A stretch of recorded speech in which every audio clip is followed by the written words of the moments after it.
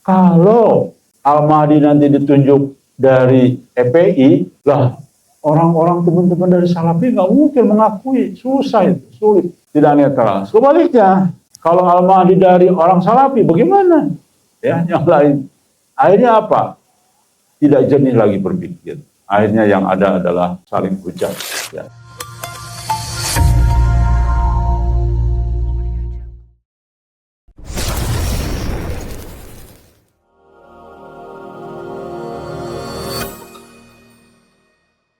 Ini pertanyaan-pertanyaan semakin banyak yang meminta jawaban dari saya, dan cukup sulit ya jawabannya, tapi saya coba jawab.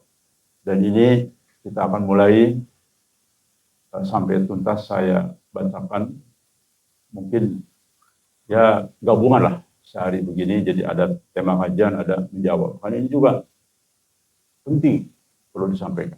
Menjawab pertanyaan-pertanyaan sulit yang harus dijawab. Ini masih juga nih, saya lihat. Ada beberapa channel yang tiba-tiba muncul menggugat masalah sholat pasif. Baiklah, kita jawab sedikit ya. Bagaimana mungkin nih seseorang yang tidak rajin sholat justru bermimpi bertemu Allah dan Rasul? Ini sebenarnya pertanyaan yang wajar, sangat wajar. Dan tidak boleh kita marah ya. Memang kita pun juga berpikir yang sama.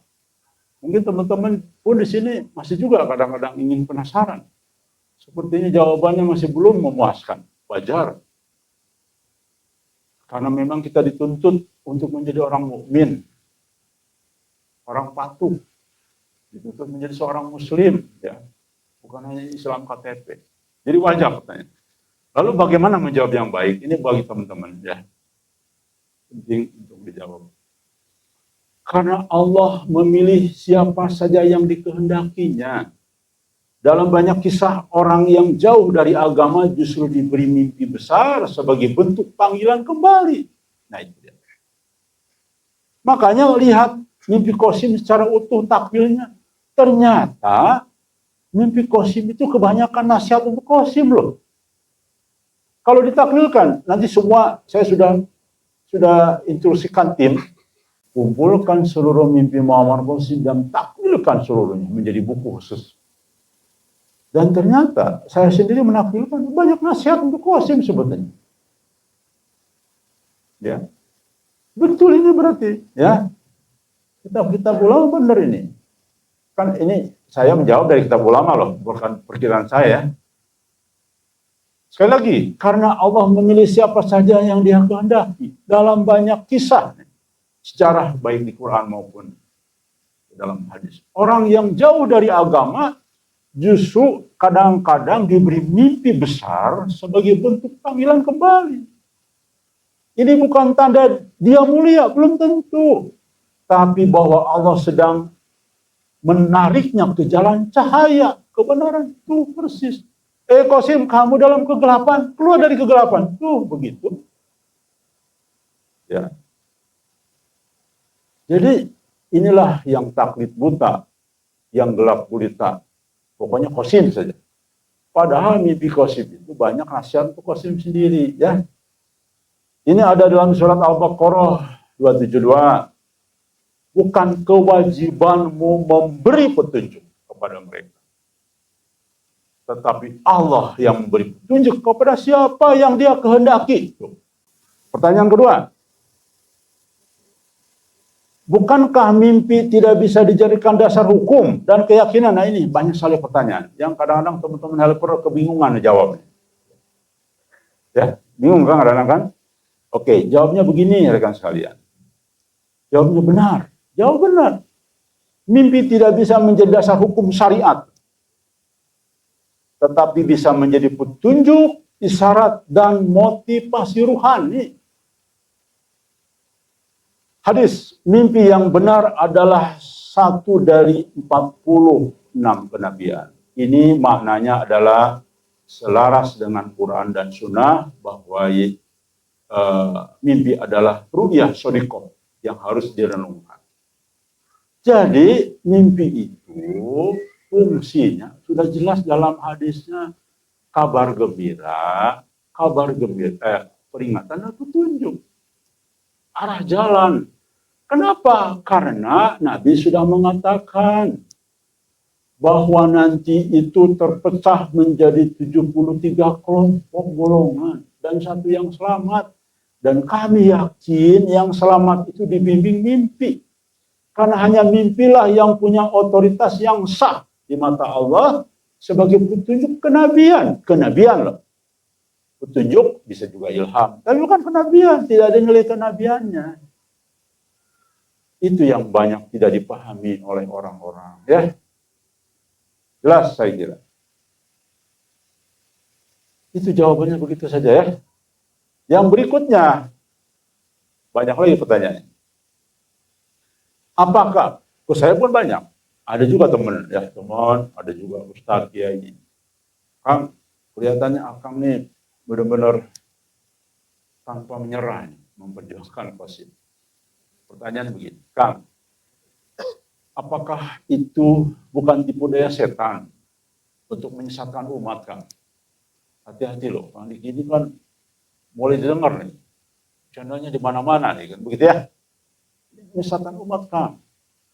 Masa Al-Mahdi kayak Qasim begitu?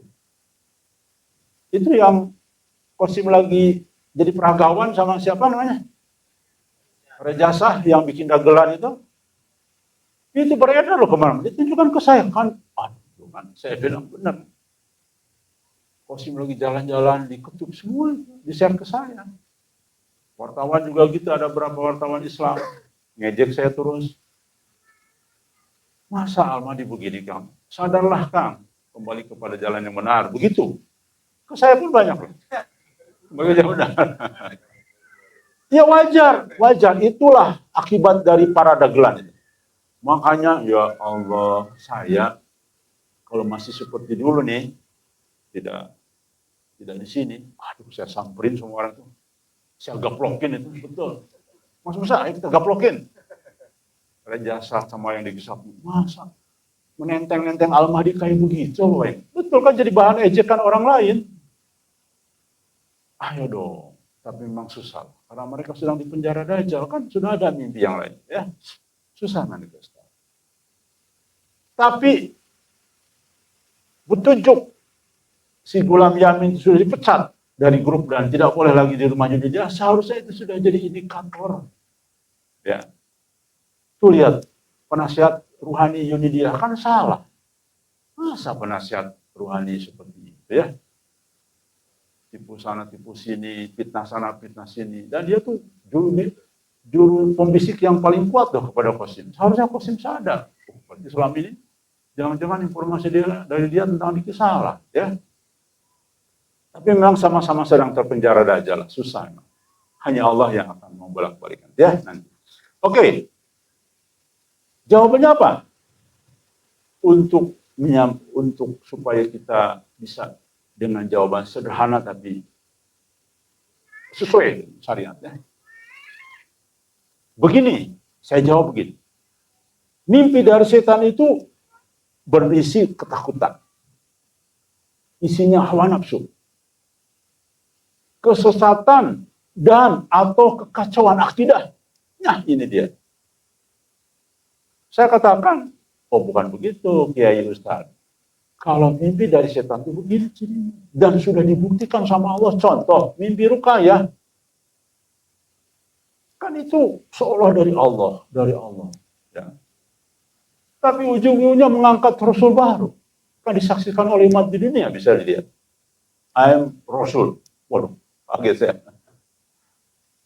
Oh, you Rasul. Luar biasa.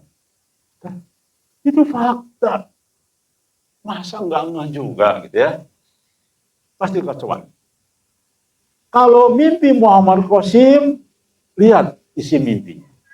Mengajak kepada tauhid. Ya, bayangkan. Menjauh syirik, bahkan kita akhirnya tahu syirik-syirik modern. Oh betul juga ada istilah syirik modern. Benar, harusnya ada. Kenapa? Karena zaman Nabi, zaman sekarang sudah jauh beda. Bedanya bumi ke langit, beragam syiriknya sekarang. Benar berarti ini, Masya Allah. tidak bisa hanya rujukan syirik zamannya Nabi saja. Kenapa zaman Nabi tidak ada emoji, zaman Nabi tidak ada baliho, zaman Nabi tidak ada lagi macam-macam. Jadi benar ini bukan dari manusia ini. Kok tahu ada syirik modern? Masya Allah. Ayo dong. Itu saya jawab tuh begitu ya. Jadi teman-teman pun jawabnya begitu. Mimpi Qasim itu meninggalkan syirik dan bid'ah. Banyak loh. Syirik bid'ah juga suruh ditinggalkan. Menghidupkan sunnah melawan dajjal dan sekutunya. Menghidupkan sunnah. Qasim bacalah ini segala macam. Ya. Dan melawan dajjal, Qasim itu dilambangkan nanti simbol perlawanan dajjal dan sekutunya. Cuma sekarang memang sedang terbelit fitnah dajjal. Kenapa? Memang Allah punya maksud supaya Qasim paham, tahu. Karena Qasim itu setengah hidupnya anak mama, di rumah terus, nggak punya teman, kuper. Maka sekarang sedang dididik oleh Allah. Dan itu ada dalam mimpi sedang dididik. Ya. Mempersiapkan umat untuk fitnah zaman. Isi mimpinya begitu. Jadi 4. Kalau teman-teman menghayati betul mimpi Qasim, ada 4 ini poin sebetulnya.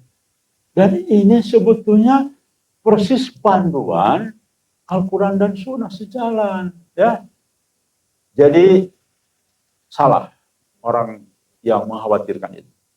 Ya wajar lah. Saya pikir wajar, tetapi salah menafsirkan bahwa mimpi Qasim bukan mimpi dari setan. Ya. Justru sejalan dengan dakwahnya para nabi, para utusan Allah, kembali kepada tauhid murni. Apa bedanya tauhid murni dan tauhid pasaran? Tauhid pasaran sudah berbeda-beda pendapat. Orang semua golongan pun mengatakan bertauhid. Ya. Tapi kan beda-beda ayatnya tauhidnya. Nah, ini kembali kepada tauhid murni ya. Pertanyaan berikutnya, kenapa Allah tidak memilih Al-Mahdi dari para ulama? Kenapa justru orang biasa? Itu pertanyaan. Ini pertanyaan saya himpun dari teman-teman juga yang nggak bisa jawab, nanya ke saya. Begini, dalam sejarah telah mencatat, sejarah Quran ya, Nabi Musa itu orang biasa yang diangkat saat Firaun berkuasa. Demikian yang terakhir contoh Nabi Musa, Nabi Isa dan semuanya lah ya. Ketika Quraisy menguasai Ka'bah, orang biasa. Lalu kenapa kita jadi heran? Dan pasti sejarah terulang. Untuk apa tujuan Allah memilih orang biasa, bukan orang berilmu, agar manusia sadar apa yang keluar dari mulutnya itu adalah dari Allah, bukan dari dirinya, karena dia orang biasa. Tidak pernah baca kitab sebelumnya. Kalau baginda Nabi Muhammad SAW ditanya kitab-kitab Injil, Taurat pada saat itu, nggak ngerti juga. Nggak akan ngerti. Maka dikasihlah petunjuk dari Allah langsung, makanya disebut wahyu. Ya, kalau Al-Mahdi nanti ditunjuk dari EPI, lah orang-orang teman-teman dari Salafi nggak mungkin mengakui, susah itu, sulit.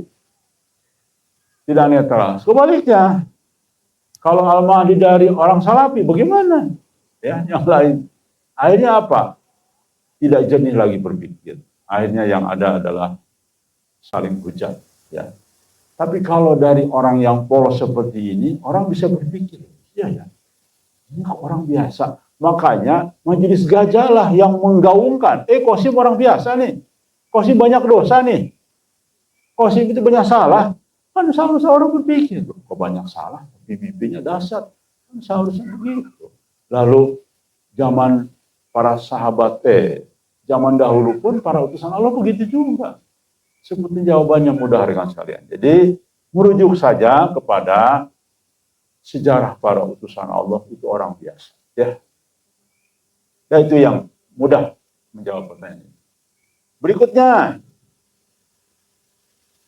Jika benar-benar dia yang terpilih, maksudnya Qasim. Kenapa sekarang belum terjadi apa-apa secara nyata? Artinya Palestina masih begitu, ya. Kemudian kita masih terpecah belah. Qasim sudah ada, sudah muncul dari 10 tahun, kok dunia begini-begini aja? Nah ini pertanyaan berat lah sebenarnya. Ada yang bisa jawab? Yang bisa jawab, saya kasih satu botol madu dari Mas Firdaus. Ada 2 botol, 1 botol buat bagi-bagilah. Ya. Kenapa?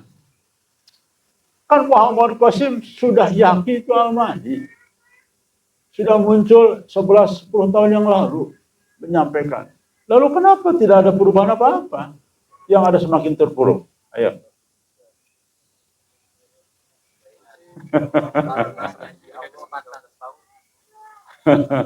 Ini kalau itu kan dari mimpi Qasim. Itu kata-kata Qasim. Dari dalilnya. Baik, ini. Dari himpunan banyak saya pikirkan. Yang pertama, karena semua takdir besar. Ini lihat sejarah para nabi. Ini penting loh jawabannya. Karena semua takdir besar dimulai dari isyarat ruhani. Ayo, Nabi sudah ketahuan kan? Ada isyarat rohani. Contoh misalnya apa coba? Ayo. Ketika terik matahari selalu. Nah, gitu. Jadi ada simbol-simbol isyarat rohani. Sebelum takdir terjadi, baik dalam bentuk mimpi juga bisa. Macam-macam isyarat rohani ya. Baik mimpi atau Nabi Muhammad juga begitu, dikasih mimpi selama 6 bulan lebih.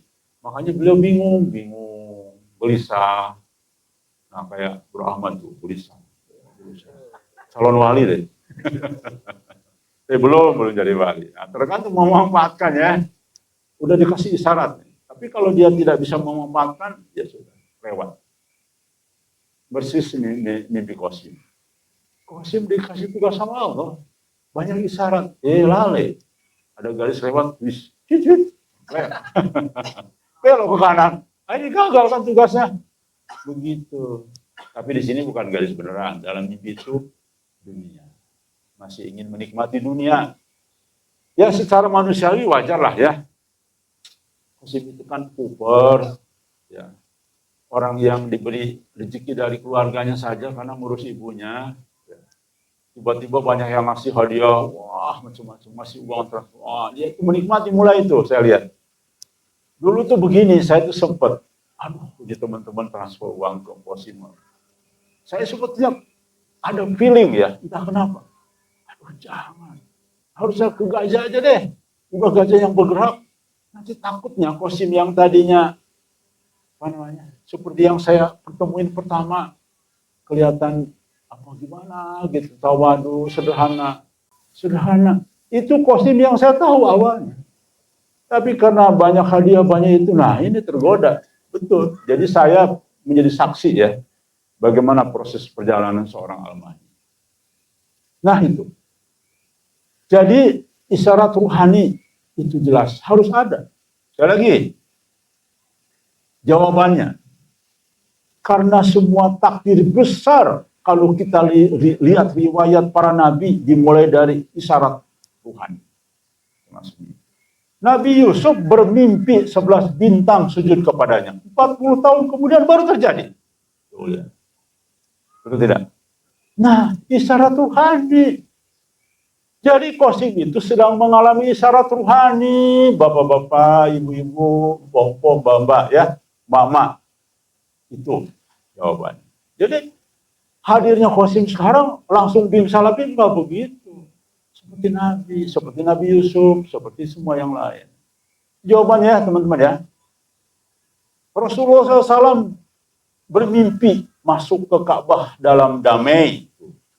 Pernah mimpi itu Nabi Muhammad yang terjadi dalam tahun Hudaybiyah. Pernah dengar? Betul? Pernah dengar Nabi memimpi ini? Oke. Belum. Ini saya sampaikan. Rasulullah pernah bermimpi masuk Ka'bah dalam damai. Jadi itu isyarat-isyarat, itu kan peristiwa besar. Pengambil alihan Ka'bah itu kan peristiwa besar. Demikian juga peran besar akan datang dimulai dari ru'yah dan isyarat batin yang ditubuhkan Allah secara bertahap. Itu ibu-ibu, bapak-bapak jawabannya begitu saja ya. Jika ada yang bertanya, itu Qasim masa Al-Mahdi lalu kemudian Palestina bukannya berangkat ke sana perang dengan Palestina? Begitu ya. Ya, pertanyaan itu wajar lah. Saya kira kurang penjelasan saja. Dan yang disuruh menjelaskan kita lagi. Orang yang nggak berilmu. Jadi ya nggak didengar. Lucu memang.